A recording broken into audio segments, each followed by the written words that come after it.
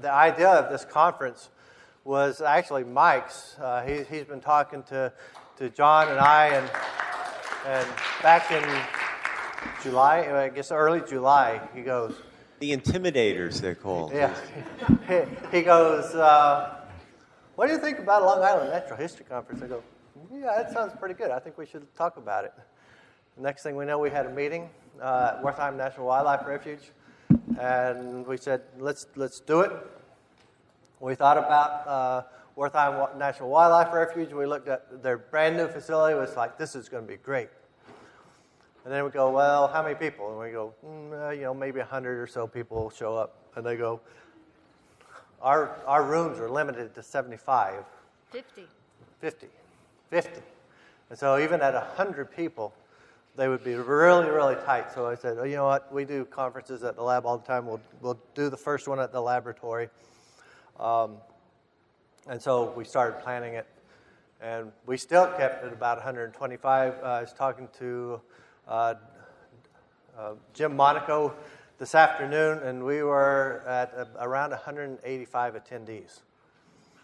So this is very, very well attended. It was beyond our wildest imaginations that it'd be this successful.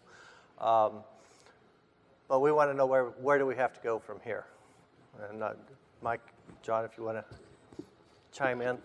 I'll just start with just a few things, if I might. One is I want to say thank you to you, because obviously without your participation, this conference wouldn't have been the success that it apparently is going to be. And to that end, about measuring the success of the conference, I would remind you that there are the evaluation forms available at the front counter. If you haven't gotten one yet, we really take quite seriously your feedback and impressions about the conference. Recommendations about how we might improve it. The evaluation is pretty self-explanatory, but we want to get some sense about, again, future topics for a conference, because as you know, this was the first annual, and we hope that this will become an annual event. And if we have 12 presentations, if we stick with this format and have 12 presentations a year, that's a lot of presentations through the year. So we want to get some feedback of what things are important. And what we try to do with this one is provide a diversity of programs, involving a lot of different types of wildlife and some new exciting things like Jeremy's work with regard to whole new species that we thought would collectively really be something that you would find informative and excited about. So again, please do take a look at that evaluation form. One other thing I do want to say also is that there's kind of an advocacy or activist component. What a shock hearing this, but from the steering committee that came together for this conference, and obviously we were very interested in providing the speakers to inform you about various, again, what we think important and really very interesting wildlife issues on the island. But there are, stemming from that, some things that we would like to become more involved in from an advocacy perspective. When Mike gave his presentation, I'll let him talk about it in a second, but with river otters, part of the discussions we had with DEC was to take a look at the fur bearers and what regulations we might want to see changed to try to adequately, protect them, and to better, and also through the updated mammal survey to better understand the population status on the island. One other issue that we're working on, and I'm going to ask Kim McCown maybe to also talk a little bit about it, is interaction with diamondback terrapins. Dr. Burke gave a great program for those of you that saw it on the kind of the status of diamondback terrapins and things going on in Jamaica Bay. And one of the issues of concern that we have is mortality of terrapins in crab pots. And we're working with DEC now to try to address that issue. And Kim's got some information she could be able to provide that. So there is, again, an activist component to this wildlife group, and we'd like to have it kind of embedded in your thoughts about that over the time of this particular program, to think about what are important Long Island wildlife issues to you that you think that we should take a closer look at as time goes on. I think from myself, the idea of doing the conference stemmed from doing the river otter survey and realizing that on the flip side to Long Island being so developed, there's an army of very knowledgeable naturalists that are out there with a lot of good information. And I just felt that we needed a forum to be more coordinated in our sightings and a place and a repository for all the knowledge that's out there, and utilize that to make some changes in terms of wildlife protection measures for Long Island. Most of the conservation laws that affect wildlife emanate from the state. And there's some feeling amongst some of us that Albany has a not very helpful attitude at times towards Long Island. That you could argue both sides of that, but the bottom line is, the more unified we are in terms of trying to make some changes to better protect the wildlife resources on Long Island, the more likely we're going to get results. That's my pitch. Yeah. And everybody here knows it.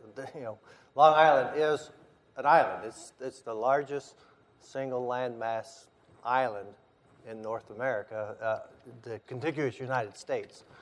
And we're unique. We are unique from the rest of the state.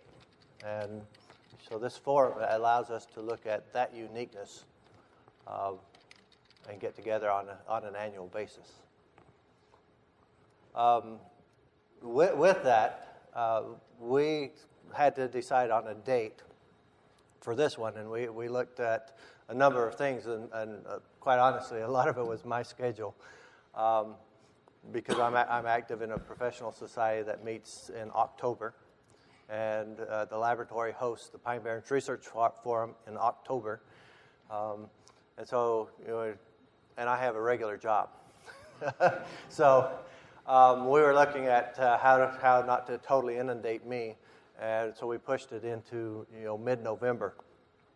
It's still quite difficult to do for I and my staff to do this. So in the future, we can keep this time frame if it's absolutely the best time frame. But what we're looking at the possibility of doing is pushing back into like the first week of December. And I don't know if that's just too close to the holidays and all the holiday parties that are going on, or if it's okay.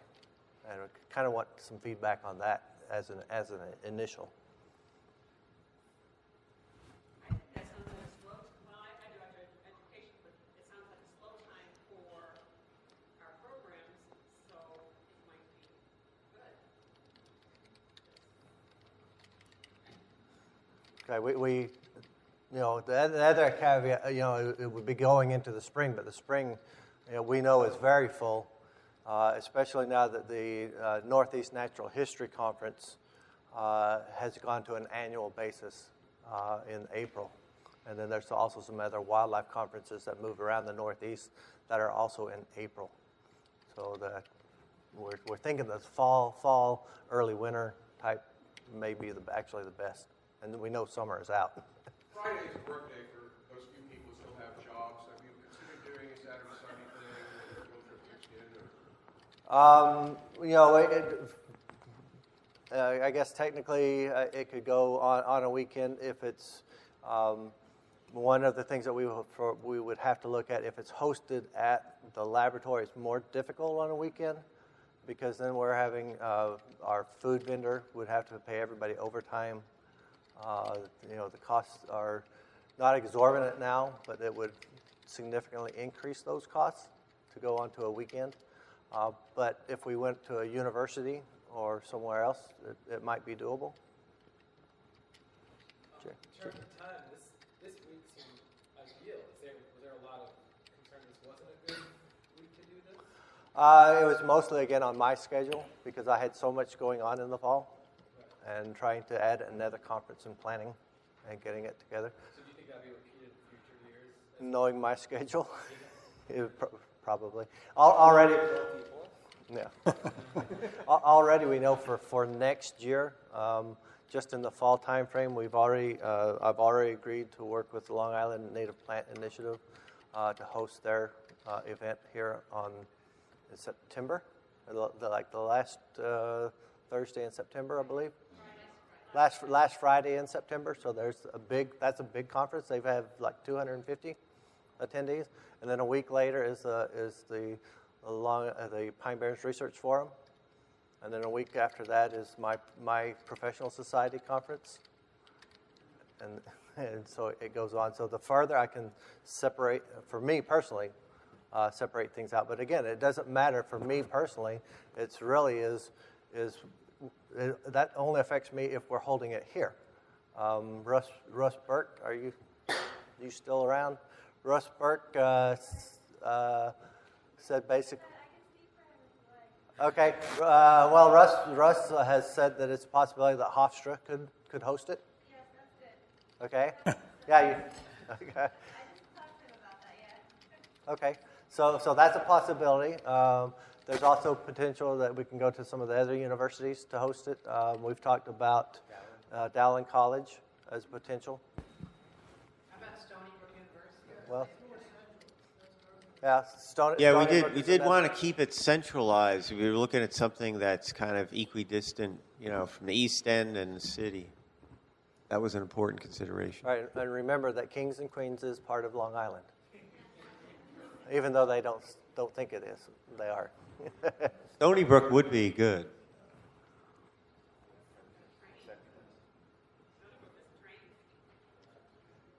That's true. Stony Brook they'll have the train that goes right there. They have the Ollie Ocean Foundation might fit in lifelong learning.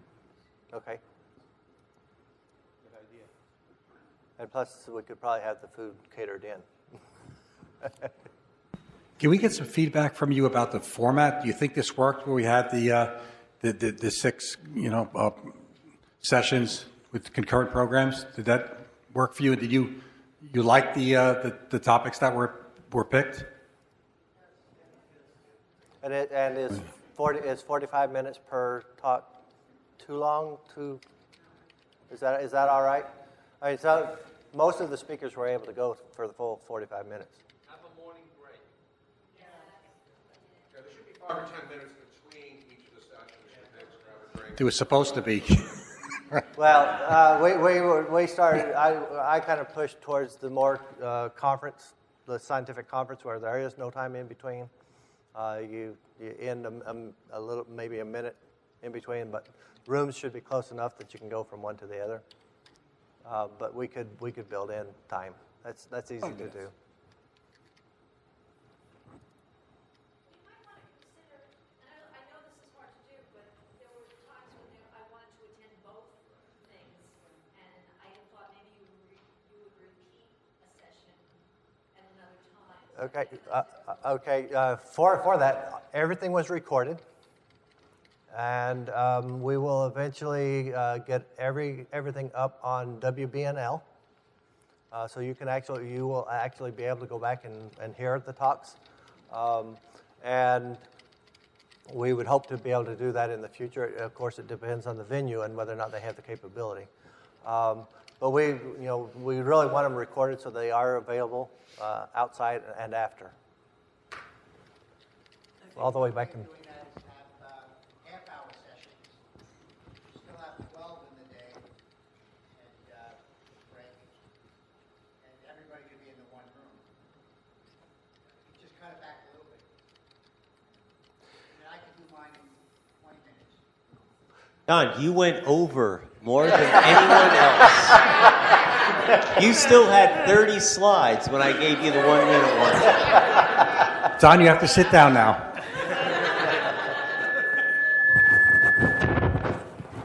I'm probably in the wrong space up here. Yeah, Matt.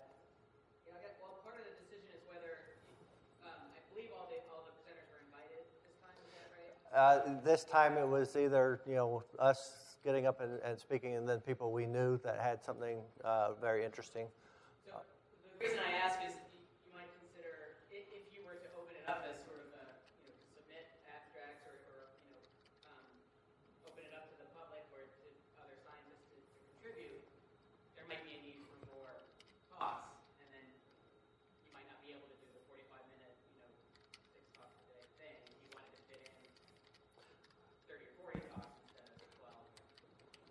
Right, and I think for future ones, we've already talked a little bit about this, in that, for example, the Pine Barrens Research Forum, we start 9 months in advance.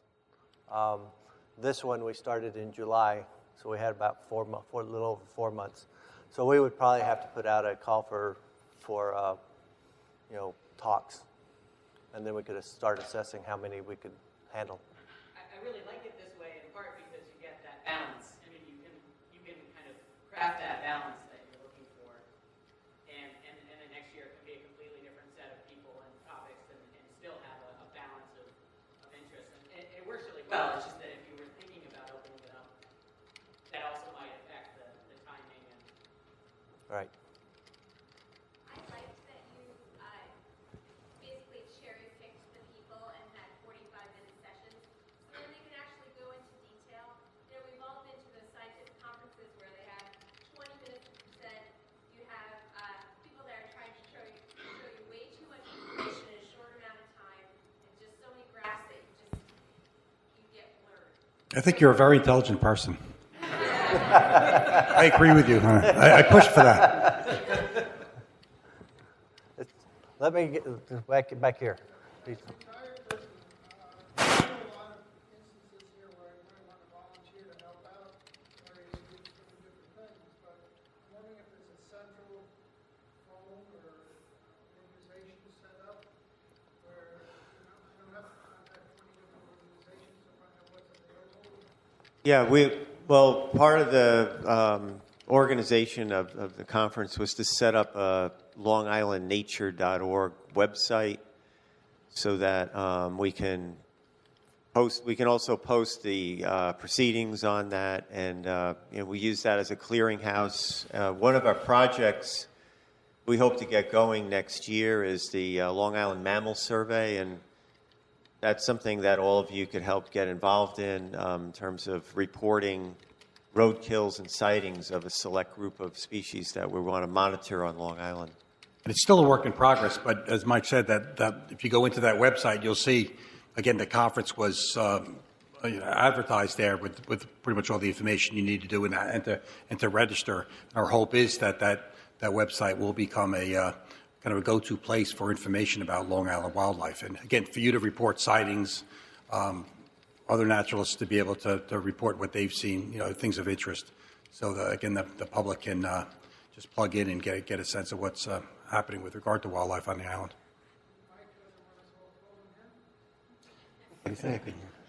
He doesn't mind. You can use my cell phone. I carry that around. Like 2 o'clock in the morning. I found a river otter out here. Jeremy.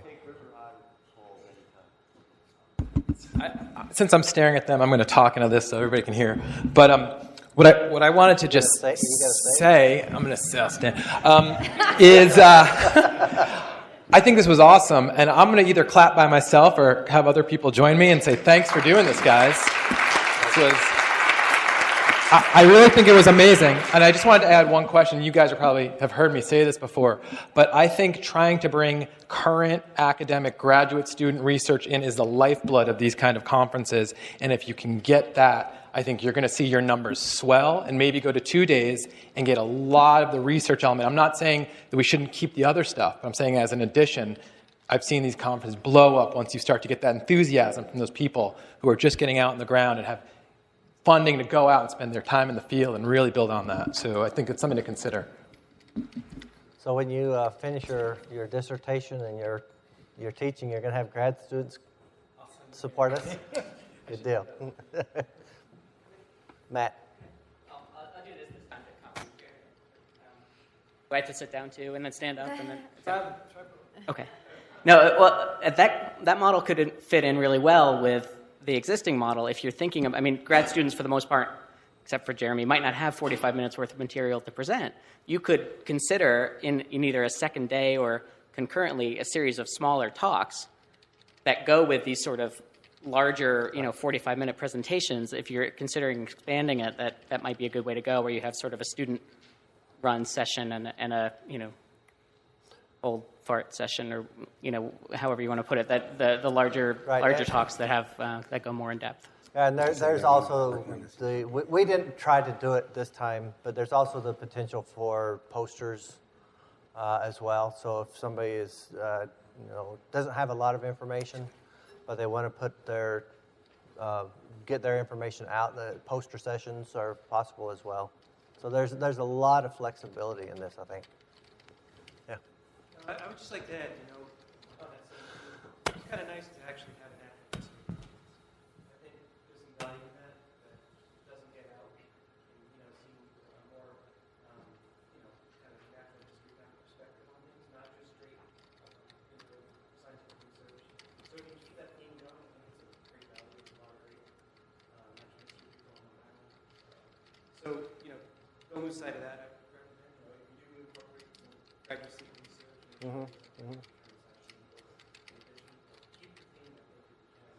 Yeah, I think we barely touched on the number of people that could have talked here. Maybe in 2 days, one academic day and one naturalist day.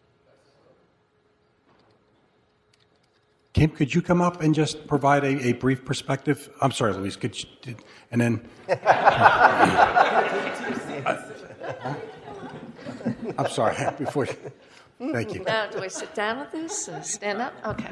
Well, I'm a little short, so I don't know if it'll work. Yeah. Anyway, I've been talking a lot with John about diamondback terrapin, and as he's mentioned before, the concerns about diamondback terrapin being drowned in crab pots. My unit actually manages our crab fishery, and one of the things we've started is a pilot crab survey to find out about abundance, but also look at using terrapin excluder devices on some of the traps and not on other traps to just get some information. Number one, does it help to keep terrapins out of the traps? And number two, what does it do to the catch of the blue crabs? Because that's the feedback that I get from the fishermen is, if we put these in, we're not going to get enough crabs and put us out of business. And we started this summer, unfortunately, not as early as we would have liked, but we do have some data this year. And this winter, we're going to be looking at the data and starting to talk to industry again about the possibilities of moving forward with putting terrapin excluded devices. But we'd like to see, how does it actually affect the catch? And so, this is something from management is we would like to have science-based and have the information to talk to all of our user groups.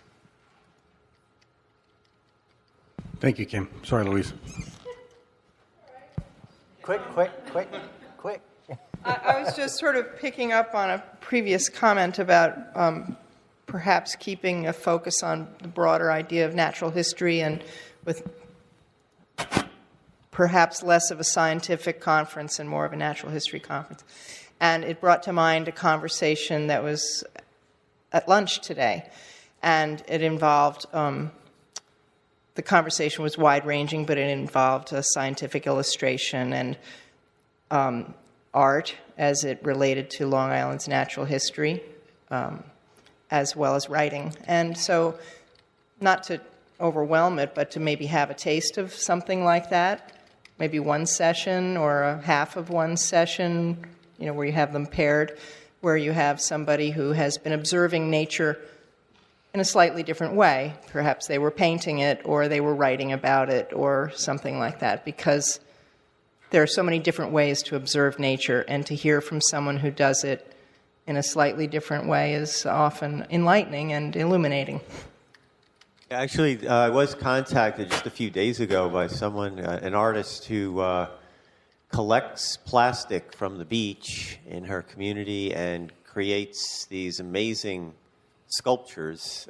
She had one of a giant sea turtle that she wanted to display at the conference. It was a little too late to pull that together, but yeah, that could be kind of interesting.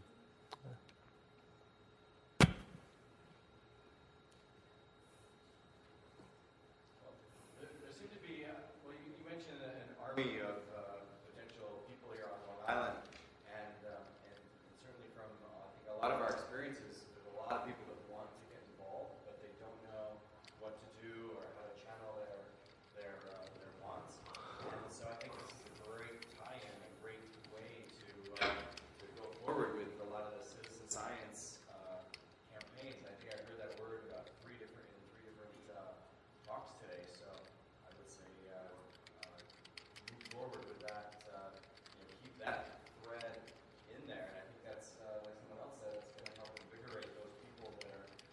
lot of people that are up and coming right now that they really care about the environment, they want to do something about it, but they almost have a feeling, some of them have a feeling of hopelessness or we don't know what to do about it. And I think this conference really gives people that opportunity to not only learn something about it, but to learn what they can do about it and where to go. And this is kind of like a fabulous clearinghouse to send people to this organization. And, you don't know what to do? Go to this place and learn about it. So I think it's a good thread to keep. One thing that Peter mentioned that really struck a chord with me was this idea of having the kids learn 100 different species. I mean, being connected to their community. And one of the things that I want to do with this LongIslandNature.org group is do a weekly, very short, like 2-minute radio slot. Unlike the Bird Note thing they have on NPR that talks about really interesting things, but it's things that from all over the world. But do a nature note thing that is specific to Long Island, and that's something that you see every day, and it's something that's happening that week. The Alewife Run is happening, or the Ospreys has arrived, and it just makes a connection with the changes over the year. You could do 52 short radio slots, and be just a way to get people to think about another side of Long Island.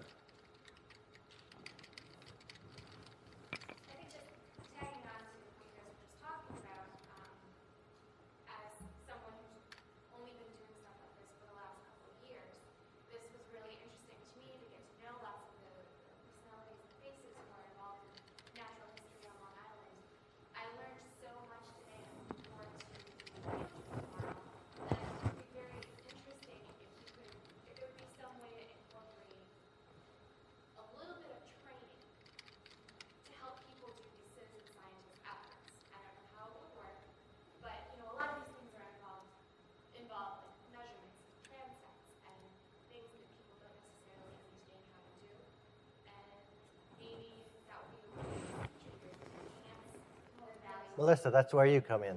Yes. That sounds great. I'm sorry. I'm trying to figure this out right now. I wasn't even listening. I'm so sorry. Repeat that. You can add a slide. Okay. Right click on it and just new slide. And new slide. That's where I was going. I'm sorry. Could you repeat that? Training.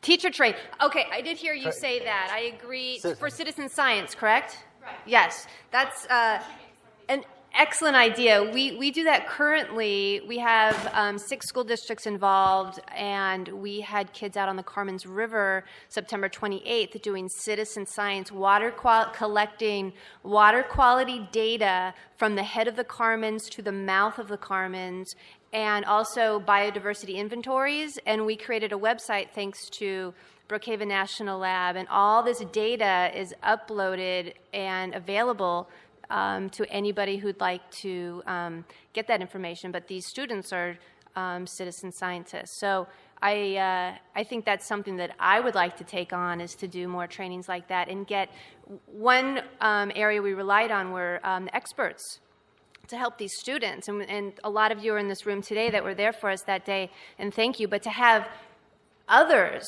there's almost 200 of us here today, available to participate in something like that, or to do a biodiversity days, and to have you there to help. So I'm all for that. I think that's something we could talk about. Can I just add to that? To answer some of that question, for example, Bushcraft site, we actually train volunteers also. So we have a workshop, the Alewife survey, we have a workshop. So, if there is a clearinghouse that you guys produce, you can go to the website, there's some information out there.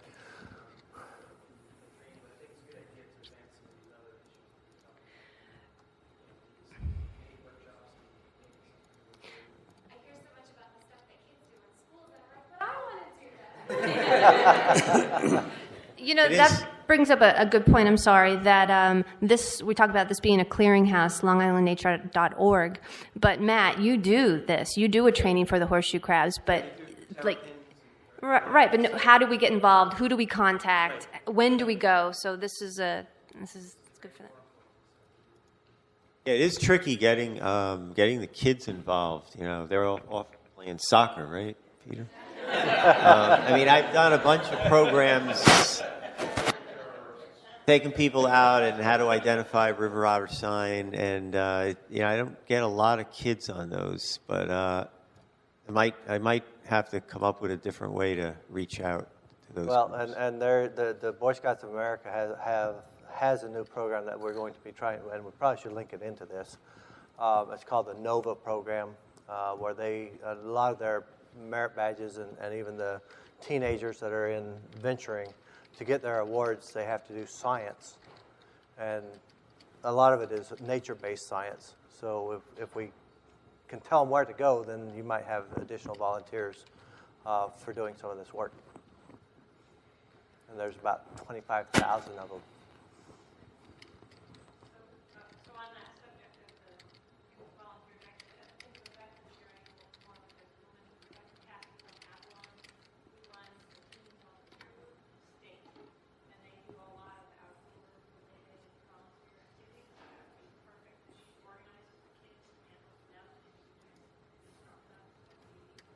And I was going to say, having an interactive component to the conference. Some of us I recognize from the New York State Outdoor Education Conference that was held recently, and we had the seagrass group came, and we made little seagrass discs as part of one of the activities, which they then.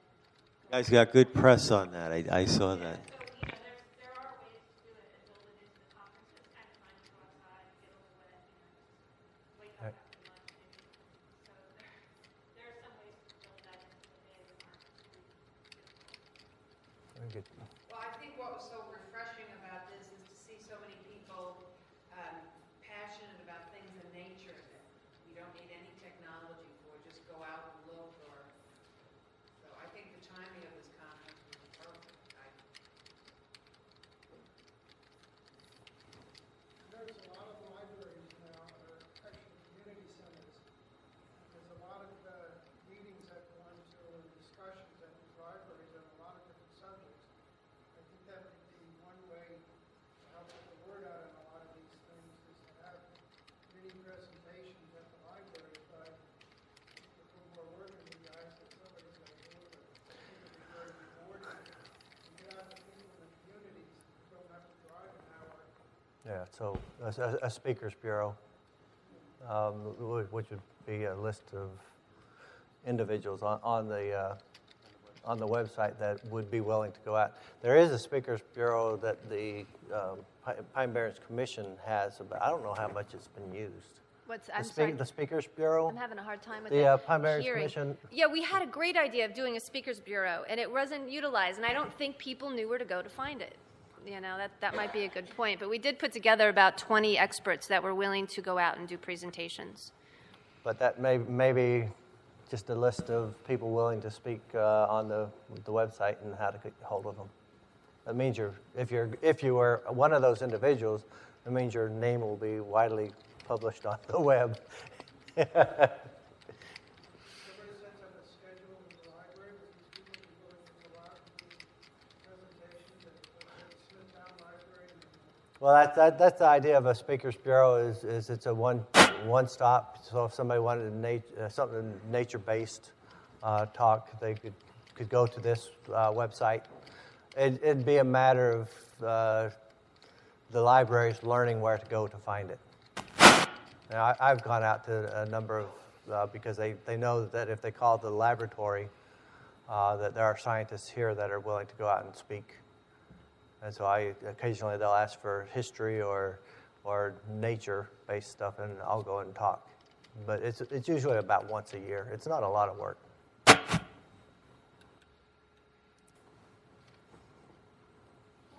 we first started talking about ways that this conference might go forward, my first thought being a Setauket resident all my life was, got to get Stony Brook involved in it. But the more I think about it is, I think you have to be careful how you go forward too, because getting involved with large universities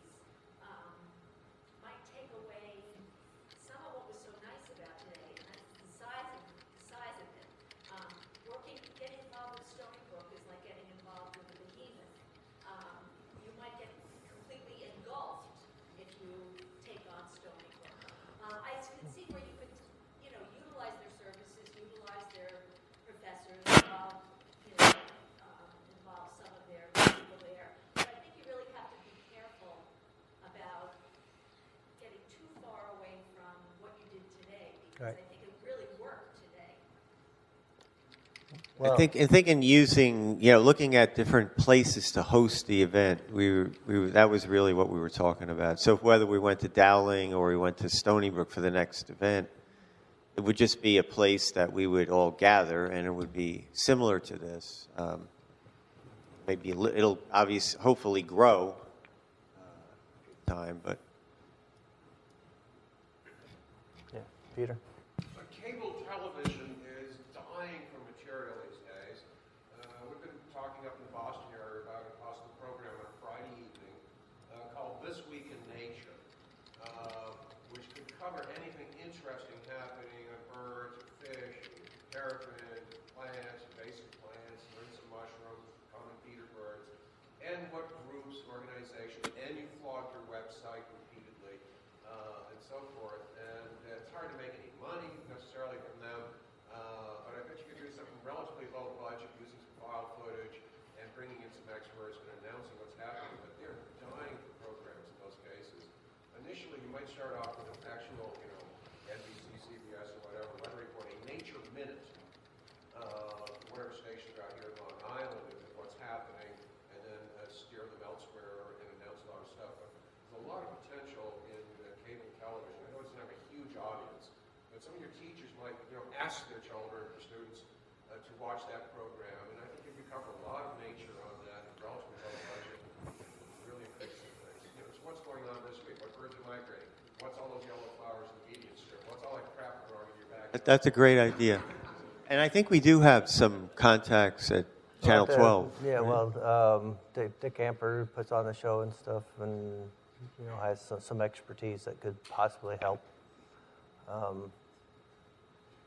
And just reaching out to some of the local television stations. Channel 12 would probably be the best. And especially if it's a Friday night, then you know what the weather's likely to be this weekend. So whatever beach you're going to, this is what you're going to experience. Whatever canoe trip you do, this is what you're going to experience. Or, not so much mountains here, but walking through whatever. Friday evening should be a target for what you might tell you what to do on Saturday and Sunday, regardless of where you live. We could do a walking through the Pine Barrens in mid-August. And what are you going to experience? Bring a lot of water. Bring a lot of water and tick spray.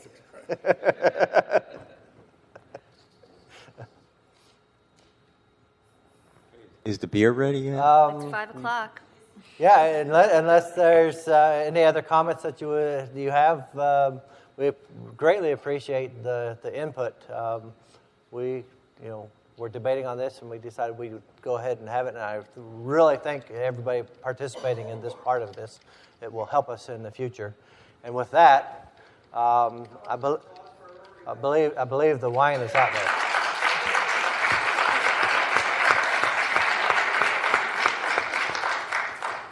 And evaluation forms, please. Yes.